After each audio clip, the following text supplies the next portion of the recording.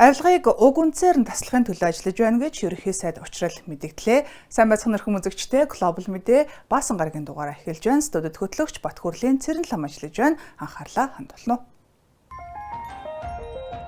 Манай улсад хүүхдийн цуслангийн үйл ажиллагаа эхэлсний 100 жилийн тохиож байна. Маршлийн гүр орчмын тул голын хэсгийн бохирдол 138.64%-тай гарчээ. Улсын хэмжээнд 22.3 сая хэлтэгч мал төлөвлөхөөс 9.7 сая төл хүлээж аваад байна. Намын сангуудын сан хөмрөгийн 10% нь 2030 он гэхэд цахимжина. Макбет отгойн баян мөнх 2026 дэлхийн цирк намайг тагуулад яваач дэлхийн сонготой хөгжим намайг дурсаарай Коко амралтын өдрөөр хаачих бай. Манай улсад хүүхдийн цуслангийн үйл ажиллагаа эхэлснээс хойш 100 жил болжээ. Анх манай улсад 1926 онд хүүхдийн цуслан байгуулагдаж байсан. Өнөөдөр цаашдын 100 жилийн хөгжлийн төлөвлөгөөгөө ярилцлаа. Гадаад харилцааны яамд улсын хүүхдийн цуслан хөгжил 100 олон улсын онол практикийн хуралд олон улсын цуслангийн холбоо болон 8 орны мөн манай улсын төр үеийн хвшлийн хүүхдийн цуслангийн төлөөлөгчд оролцлоо. Энэ онд хүүхдийн төлөө үндэсний хуралдаанаар хүүхдийн цуслан газрын төлбөрөөр чөлөөлж амрагч хүүхдүүдэд хувьсах зардал тооцоолсон байна. Энэ удаагийн арга хэмжээнүүд маань хүүхдийн цуслангийн дараагийн зэмжлэгийн гараа болж байгаа гэдгээр онцлог. Хүний нөөцийн асуудал бидний хувьд маш чухал. Тийм учраас энэ жил бид дэлхийн хэмжээнд хүлээн зөвшөөрөгдөх 30 гаруй хүүхдийн цуслангийн захиралтай болж чадлаа. Хүүхдийн цусланд өнөөдөр цоошин хөтөлбөрийг өөртөө тээж очих 104 бүлгийн удирдагчийг олон улсын түвшинд бэлтгэж сургаж гаргасантай их баяртай байна. Манай улсын хүүхдийн цуслангийн хөгжлийн оргил үе нь 1980-аас 90 онд байжээ. Өнөөдөр үйл ажиллагаа явуулж байгаа төр үеийн хвшлийн цуслангууд хүүхд амрах байраа сайжруулах, мэргэжлийн боловсруучинтай болох гэдэг олон асуудал тулгарч байгаа. Мэргэжлийн боловсруучин бэлтгэхийн тулд ICDC буюу олон улсын цуслангийн холбооны багш нарын урьж хичээл заалгажээ. This is an interesting time for camping in Mongolia, and we have reached this 100 years. I think 100 жилийн туршлага дээрээ тулгуурлан олон улсын туршлагаас судалж цаашдаа яаж хөгжих хүүхдийн сургалт хүмүүжлийн хичээлийг хэрхэн явуулах гээд ирээдүйн 100 жилийн төлөвийг тодорхойлох чухал цаг үе Монгол улсын цуслангуудын өмнө иржээ. Бид хэрхэн менежментийг зөв оновчтой хийх, хүүхдүүдийн онцлогийг анхаарч цуслангийн үйл ажиллагааг зохион байгуулах гээд 17 төрлийн сургалтыг явуулсан. Оросын албаны улсын Артек олон улсын хүүхдийн төв жилд 45,000 орчим хүүхэд амардагаас 3,000 гаруй нь дэлхийн 80 орны хүүхдүүд байна. Үүнд манай улсаас жил болгон хүүхдүүд очиж амардаг, хоорондоо танилцаж, өөрийн орны өв соёлоо шинэ найзуудаа танилцуулдаг та хүүхдүүд их баяртай байдаа гэж Артек олон улсын хүүхдийн төвийн төлөөлөгчд ярьж байна. Это почти 3000 детей иностранцев. Мы, конечно, будем рады. Монголоос илүү олон хүүхэд ирвэл бид баяртайгаар хүлээн авах болно. Манай төв шинжлэх ухаан, техник, спорт, урлаг гээд олон төрлийн сургалт явуулдаг. Хүүхдүүдэд аялал жуулчлал болон тэнгис талаатай холбоотой хөтөлбөрүүд маш их таалагддаг. Манай улсад сүүлийн жилүүдэд хөгжиж байгаа цуслангийн нэг төрөл бол Монгол ах 9 цанчлыг таниулсан цуслан юм. Тус цусланд амарснаар хүүхдүүд Монгол ахуйтай илүү ойр танилцсаж, ирээдүйд жинхэнэ монгол хүн болж төлөвшөж чиглэсэн суурь мэдлэг олгодог байна. Энэ бол имэйл, энэ бол морь гэдэг унж үзээгүй.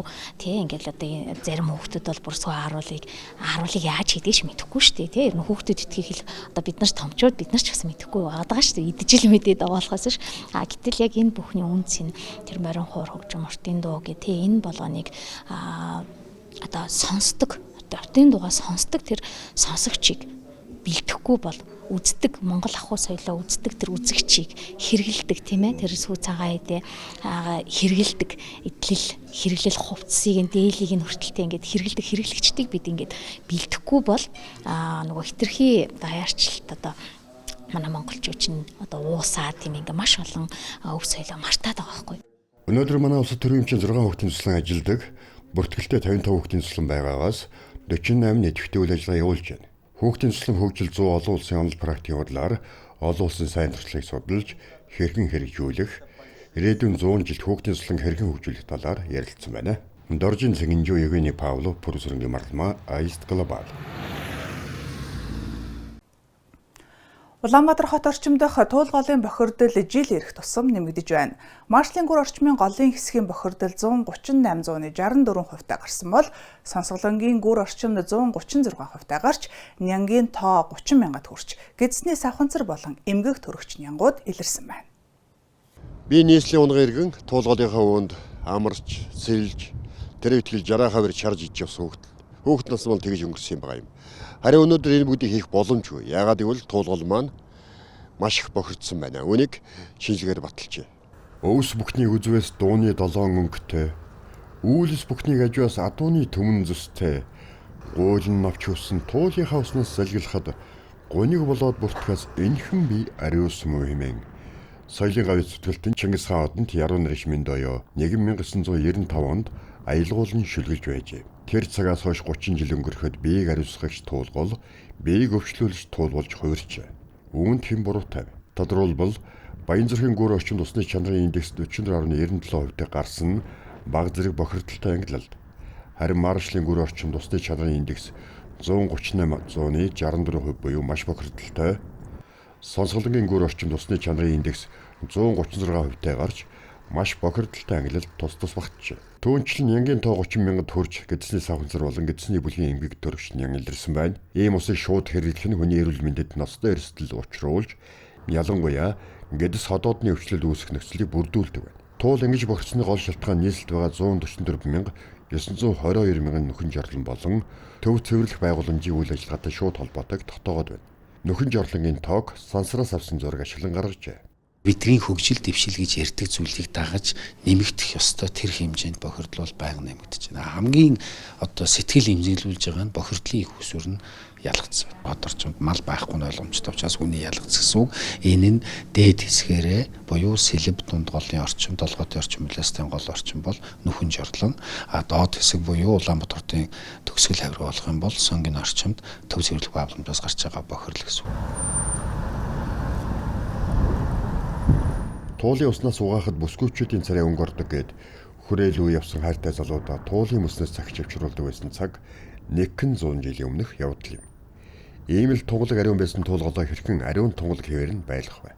Хүн жорлонгоо янзлах хэрэгтэй байна. Цэвэрлэх байгууламж руу очиж байгаа бохир усны хэмжээг багасгах хэрэгтэй байна. Тэгэхээр ард иргэдэн шүдээ угаахаас эхлээд хэмнэх, дээврийн усыг ашиглах, усаа дахин ашиглах, үйлдвэрүүд нь болохоор бас бохирд усны төлбөрөө аль болохоор өндөрөөр төлөхгүй тулд усаа дахин ашиглах, цэвэрлэх байгууламж руу очиулахгүй байх ийм л арга хэрэгтэй. Туулгалын бохирдлын явсаар Төв аймгийн Лүнгийн гүр орчимд хүрч цэвэрждэг байна. Тиймээс хотоос Лүн хүртэлх айлуу туулын уснаас сэрлэх боломжгүй гэсэн үг. Ундны устайгаа байхын тулд нийслэлийн эргэн аж ахуйн нэгж бүрийн оролцоо нэн чухал байгааг усны салбарын мэргэжтнүүд хэлж байна. Доржийн цэнгэнжүү Евгений Павлов, Продюсергийн марламаа Аист Глобал. Улсын хэмжээнд энэ хавар 22.3 сая хээлтэгч мал төлөлгөөс 9.7 сая мал төлийг хүлээн аваад байна. Төл бойжилт 99 орчим хувьтай харьцангуй сайн байна.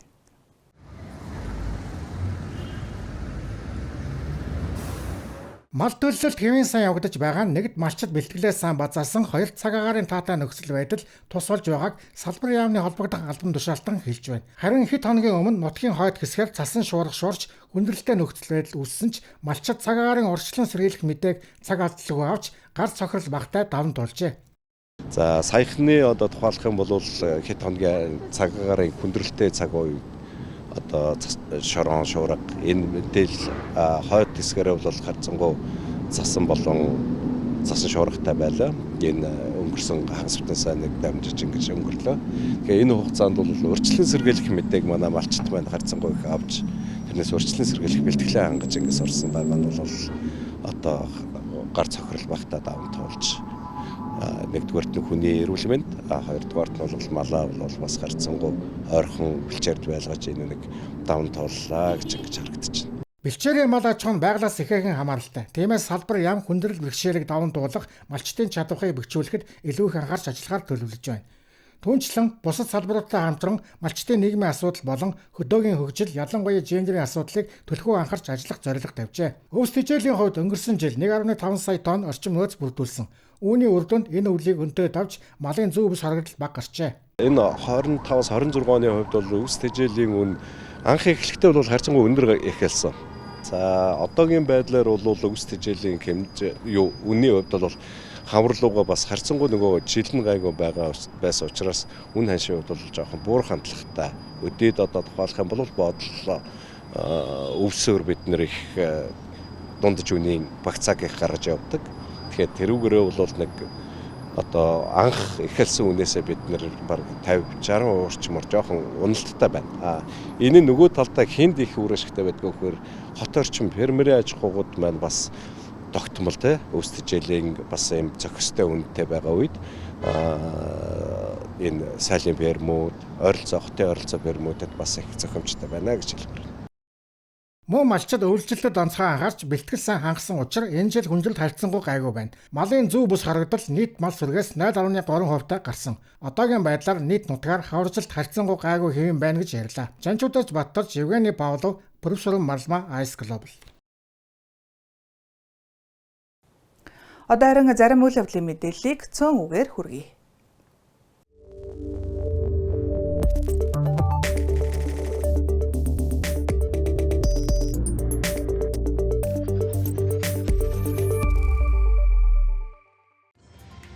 Ирэх сарын 1-ээс дизель түлшийг нэгт хоног нь 1630 гаруй $10-оор нь авах нөхцөл байдал үүсэж байсан. Гэвч аж үйлдвэрийн эрс баялагын яамны сайд Дамдын яам Оросын холбооны улс Казахстанд ажиллаж шатхууны нийлэлтийн талаар яриаг хэлэлцээр хийсний үр дүнд $1200 аваар олжээ.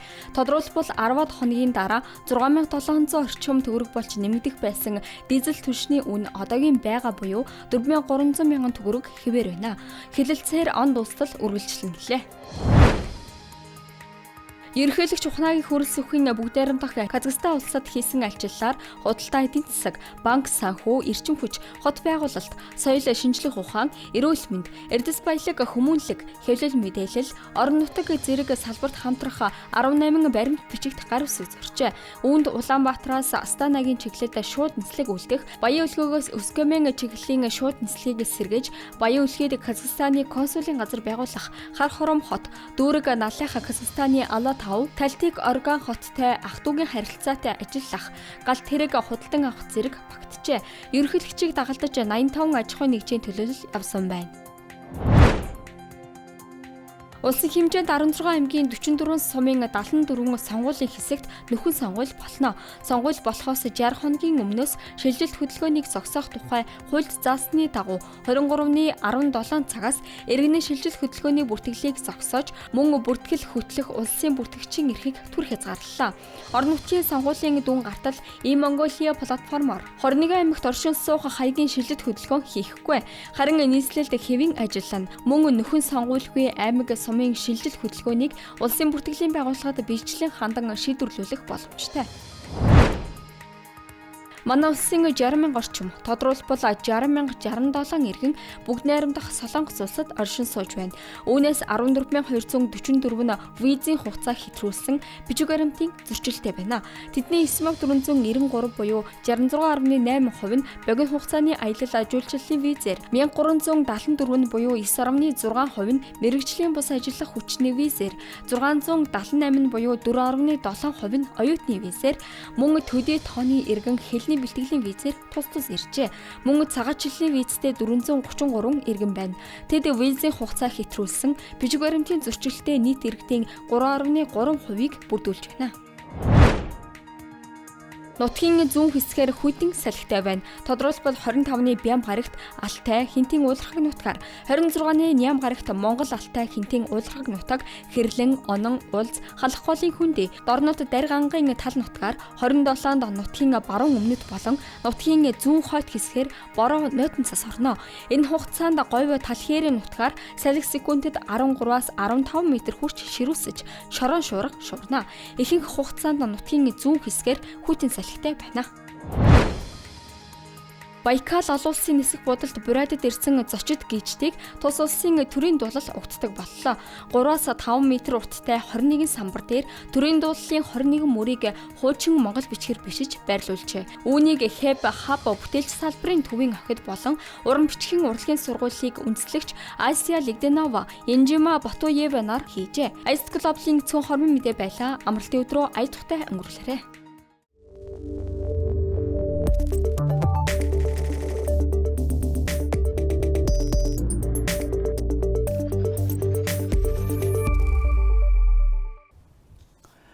Хүмүүсийн амьдралын чиг хандлага цаг үеэ даган өөрчлөгдөж байна. Үүнийг дагаад нийгмийн салбарууд ч бас шинжлэгдэх, хөгжих, сайжрах шаардлагатай болж байгаа юм. Тухайлбал номын сан.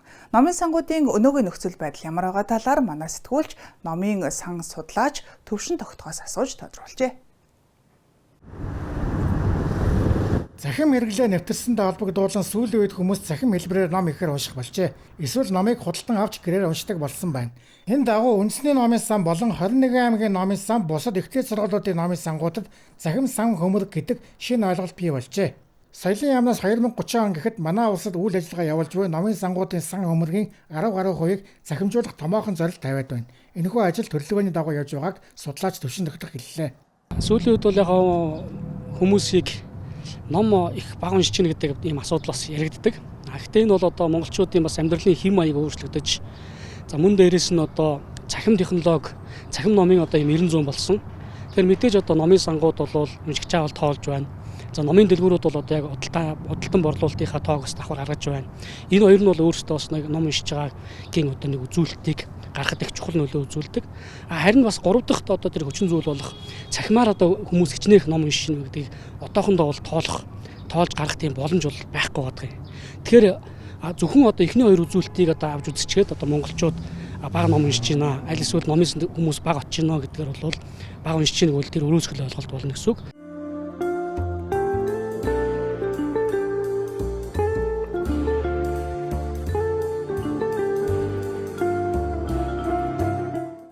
Өнөөдрийн байдлаар манай улсад 1500 гаруй номын сан ажиллаж байна. Мөн хувь хүмүүсийн санаачлах сайн дурын үндсэн дээр байгуулсан хувийн номын сангууд цөөнгүй бий болсон. Гэхдээ эдгээр номын сангууд доктортой ажиллахад санхүүгийн болон сан хөмөргөө өргөжүүлэх боломж болцоо хомос байна. Тиймээс салбар яам болон бусад холбогдох байгууллагаас хувийн номын сангуудыг дэмжих дүрм журам гаргажээ. Тэгэхээр ер нь сүүлийн үед энэ номыг хүмүүсийн хэрэглээ болгохын тулд одоо өдөрт 20 минут өдөр тутамд одоо 20 минут уншиж хөвшияч гэх юм уу, өдөрт одоо 5 хуудсыг уншиж хөвшия гэдэг иймэрхүү уриалгууд бол одоо нийгэмд их гарч байна. Тэгэхээр ер нь бол аливаа зүйлийг хөвшил болох хэрэгтэй. Мөн дээрээс нь одоо тэр номыг унших, хэрэглэх тэр орон зайг л бий болгож өгөх хэрэгтэй. Одоо тэр хороод дүүрэг байт юм уу, хороод байт юм уу те тэр болгон дээр одоо яг тэр зориулсан тухайн хорооны иргэдэд зориулсан номын сангууд тэр уншлагын нагмуудыг л байгуулах нэг зүйтэй. За энэ нэг ийм гоё ном байна хартай хөлтөдөө. За энэ ном дээр бол ингээд олон ийм гоё дөрүүд байгаа. За хитэн дөрөв байна. 3 дөрөв те. За 1 2 3.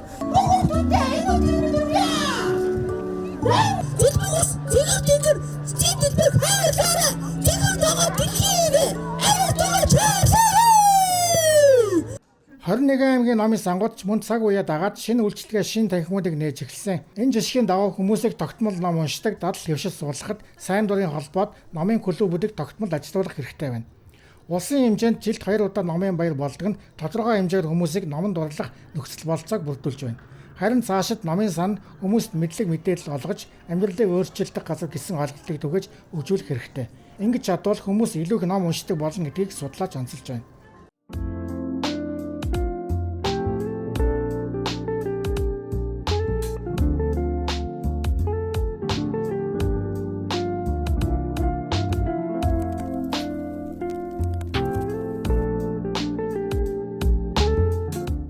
Чанчуудалж Баттарч, Евгений Павлов, Пүрвсүрэн Марлма, Ice Global. Гавьяат жүжигчин 20 дугаар зууны манлай эстрадын дуучин Батмөнхийн Саран туяа урлагт 40 жил хайрын бурхан бие даасан тоглолтоо хийх гэж байна. Ирэх 6 дугаар сарын 6-нд Төв цэнгэлт хүрээлэнд болохын тоглолтод түүний дуулсан 40 дуу ашиглах юм. Урлагт 40 жил хайрын бурхан тоглолтын хэвлийн хууралд түүнтэй олон жил хамтран ажиллаж байгаа уран бүтээлчид ирсэн юм а. Тэртээ 1986 оноос эхэлсэн дуучны замлаа үргэлжлүүлэн тэрээр урлагт 40 жил хайрын бурхан тоглолтоороо үзэгч олон шүтэн биширч нартайгаа дахин уулзахад бэлэн болжээ. Түүний дуулсан дуу бүхэн хит болж байсныг хүмүүр мэднэ. Одоо ч гэсэн түүний амьлуулсан хайрын бурхан хэн юм бэ? Тэмэнжингийн цуваа гээд дахин давтагдчихгүй өөрөөр өнгө аялах уу? Хүний сэтгэл зүрхийг хөдөлгсөн олон дууг хүмүүс дуулсаар байна. Ирээдүйд ч дуулсаар байх болно. 1970 оны 4 сарын 20-нд Батмөнх Таня гэж сайхан залуу хосын гэр бүлд одоо 2 дахь охин болж төрсөн. Энэ сайхан өдрөө хэвлийн бахуурлаа хийж байгаадаа туйлын баяртай байна. миний энэ тоглолт бол одоо 59 юм уу 60 дахь тоглолт юм шиг байлаа. Одоо цэнгэлдэх тоглох гэж байгаа. Би даасан Улаанбаатар тоглосон тоглолтууд. Урлагт 40 жил Харийн бурхан тоглолтын талаар хамтран ажиллаж байгаа.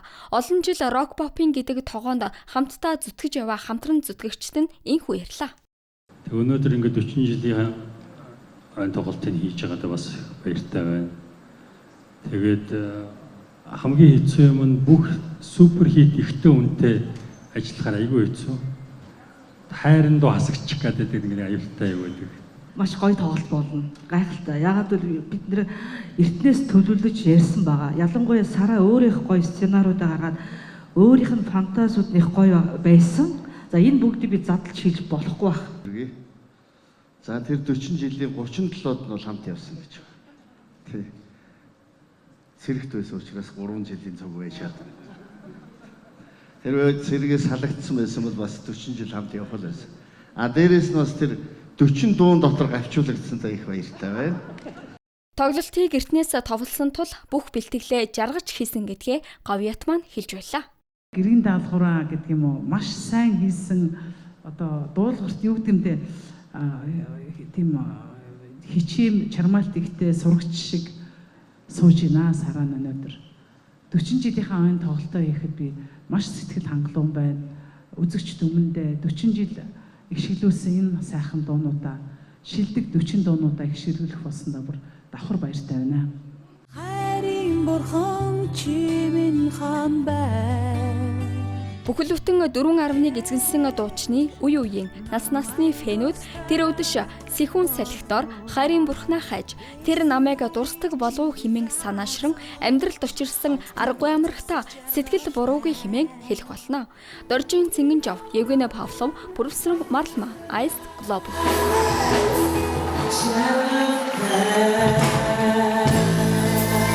Монголын Сулман эстрадын дуучин Монголын авиач жүжигчин Батбуугийн Сандуя. Макбет отхон баян мөн 2026 дэлхийн цирк, дэлхийн сонгодог хөгжим намайг дагуулад яваач, намайг дурсараа Коко гэд энэ амралтын өдөр үзэж харах зүйлс олон байна. Үүний дээр Сүхбаатарын талбайд UB Food олон улсын хоолны өдөрлөг үргэлжлэн амралтын өдрөөр хайчхуу хамтдаа танилцгаая. Амралтын өдрөөр болох урлаг спортын үйл явдлыг танилцуулахын өмнө энэ салбарт амжилттай болж үрэнсэн зочир сониноос эхлээд дуулгая. Манай уран нуграчид олон улсын наадмаас хүрэл медаль хүртэж тэдний гаргасан амжилтыг үнэлэн соёлын спорт аялал жуулчлал залуучуудын яамнаас соёлын тэргүүний ажилтан цол тэмдгээр шагнажээ. Тодорхойлбол дэлхийн циркчдийн олимпик гэгддэг Монакогийн гүнт улсын Монте Карло хотноо болдог Аз зэрэглэлийн циркчдийн 48 дахь удаагийн наадамд манай уран нугралтын тэргүүлэх зэрэглэлийн 3 хамт олон оролцсноос Говьят жүжигчин Инх цэцгийн Angels баг жүжигчид хүрэл алиалагч цом хүртжээ. Улаанбаатар хотын циркийн өдрүүд айлсвэ. Дэлхийн циркчдийн өдрийг тохиолдуулан Монте Карло, Ухаан, Учау, Дюмон зэрэг олон улсын циркийн тэмцээнээс Гран При, алт, мөнгө, хүрэл цамыг хүртэж байсан Монголын циркийн 13-ын хамтлаг 200 гаруй уран бүтээлч эх орондоо нэгдлээ. Тоглолт 4-р сарын 28-наас 5-р сарын 1-ний өдрүүдэд 11, 14, 18 цагт Сүхбаатарын талбайн асарт болно. Хууль бусаар хил дагуулсан үлэг гүрвлийн олдвруудыг эх орондоо авчирхаар соёлын спорт аялал жуулчлал залуучуудын яамны соёлын өвөн хилцээний дарга даваад цэрэнгээр ахлуулсан ажлын хэсэг бүгд найрамдах Франц улсын Парис хотноо ажиллалаа. Үүгээр үлэг гүрвлийн олдвруудад төлөв байдлын наривчилсан үзлэг хийж бүртгэл тодорхойлтыг баримтж болж хүлээн авах, тээвэрлэх хууль эрх зүйн орчин болон зохион байгуулалтын ажлыг нийгмээр болгожээ.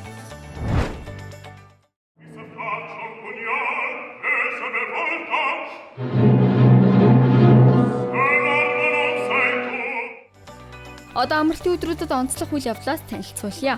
Улсын дөрвөлжгийн Эрдэнэ театрт Вердийн алдарт 3 дуурь энийг Макбет дуурийг тоглоно. Уг дуурь хайр дурлалын түүх өгүүлдэггүй гэдгээрээ бусад дуурайас ялгаатай өвөрмөц. 11-р зууны Шотланд орон цэргийн алдарт Жанжин Макбет эрх мэдэлд улайран шунсан эхнэрийнхээ нөлөөгөөр харлан авирлаж улс орон ард түмнийхээ дайсан болж улмаар амь насаа алддаг талаар гардаг. Энэ удаад Макбетийн дүрд Говьят жүжигчин Анх баяр тоглоно. Монголын үйлдвэрчний соёлын төв ордонд 25-ны 19 цагт Хөлбөмбөрийн Гавьяат Улаантүгийн одонд дуучин Отхон Баян мөнх 16 дахь бие даасан тоглолтоо хийх гэж байна. Энэ амралтын өдрүүдэд соёлын төвөргөө тун завгүй байх нь урлаг уран сайхны тоглолтоос гадна нийтэд зориулсан лекцтэй. Тодорхойлбол 26-ны Ням гарагт 11 цагаас санхүүгээ аврын аяны хүрээнд салбарын шилдэг мэрэгжилтнүүд олон нийтийг соён гэгэрүүлэх илтгэлийг тавих гэж байна. Тодорхойлбол эдийн засагч төлхөн доктор профессор Оюун, шинжилгээ судлаач Эрдэнэбат болоод бизнес коуч Мая, лектор Мөнгөн нар оролцсноо.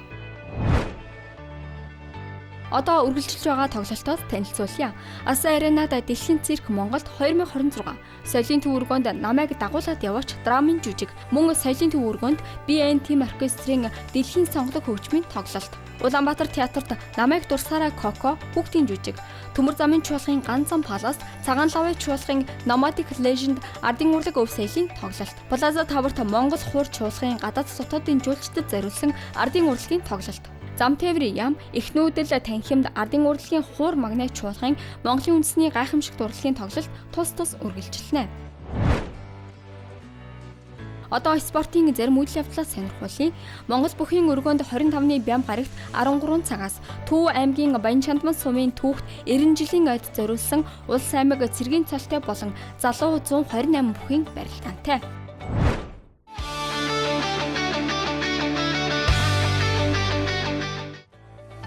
Брэдинг дугуйчдын жилт буюу бэлтгэл хэллээ. Энэ амралтын өдөр Улаануд хотын спирт заводын замаас гараагаа эхлэн 8 км-т нэгдсэн журмаар хийхэр болжээ. 14 болон түүнээс дээш насны дугуйчид нэгдэх боломжтой гэжээ. Ice Global амралтын өдрүүдэд болох урлаг спортын зарим үйл явдлаас танилцууллаа. Эрхэм үзэгчдээ Ice Global мэдээллийн хөтөлбөр Баасан гарагийн дугаараа хүргэлээ. Анхаарал хандуулан хамт байсан баярлалаа. Баяртай.